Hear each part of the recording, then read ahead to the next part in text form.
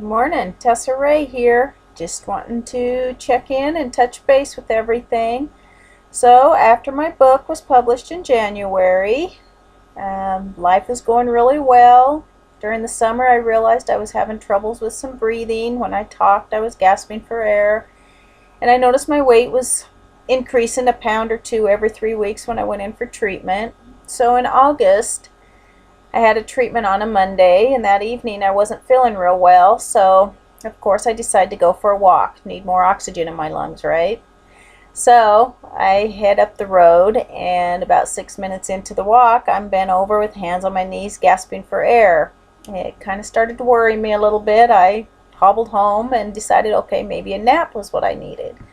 So I slept it off, and next morning I called the doctors and asked about it, and they prescribed a water pill. So I took a 60 milligram water pill and weighed myself prior to it, and I was supposed to weigh myself the next morning, and they call it dry weight, and see how much I lost. So I decided to get on the scales about 4 hours later after taking the water pill, and I had lost 9 pounds in 4 hours, and I could breathe. So doctor, of course, tells me right off the bat that I can no longer have the treatment. The Herceptin I've been doing every 3 weeks for 12 years has hurting my heart, damaging my heart. So, of course, I was told that if I ever quit that treatment, that the cancer would start growing and I would die. So I talked him into getting, if I got the okay from my cardiologist, if I can continue. And he said yes, so I scheduled an appointment with my cardiologist by that next Friday. And come Thursday, I was laying in bed thinking that this was it. I was Charlie horsing so bad I couldn't even get out of bed. Cramping, legs locked up, fingers curled over.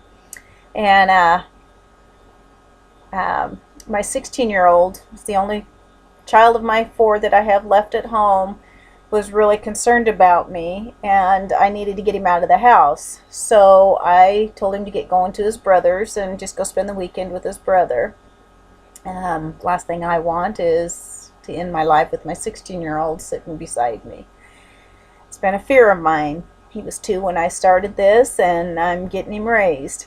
Anyhow, he got me some chicken noodle soup and some Gatorade, and I got him on his way. So, slept through it. Chicken noodle soup seemed to help a little bit. Gatorade helped a little bit. And I got to my cardiologist next day and realized that the water pill had flushed all the potassium out of my body, and my body was locking up on me. So we got everything back to normal, and cardiologist gave me the okay to continue my treatment every 3 weeks. I just need to do a morning weigh, and if it goes up, my weight goes up any amount, I'm supposed to take water pills and flush my system. So that was in August. Here I am, doing well. I can breathe actually because the fluid stays off my heart now. I have treatments on Monday. I take a water pill and we do okay. My 16-year-old was to be a junior this year, but I asked him after the scare if he would mind doing his junior and senior high school years together and graduate in May, which he is doing, and he is doing wonderfully. He will graduate May of this year, and I will have succeeded in raising all 4 of my children that I was told I would never see grow up. So now I'm ready to start the next segment of my life, and I hope you join me. I would like to become a life coach on here and give classes online every couple of months, some kind of like perspective or philosophy that I've learned these last 15 years that maybe I can help.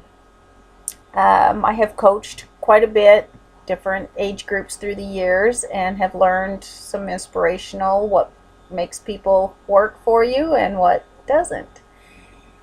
So I hope you enjoy this video and that you come back to check on me later. I would like to do this once a week, and maybe I can get better at it.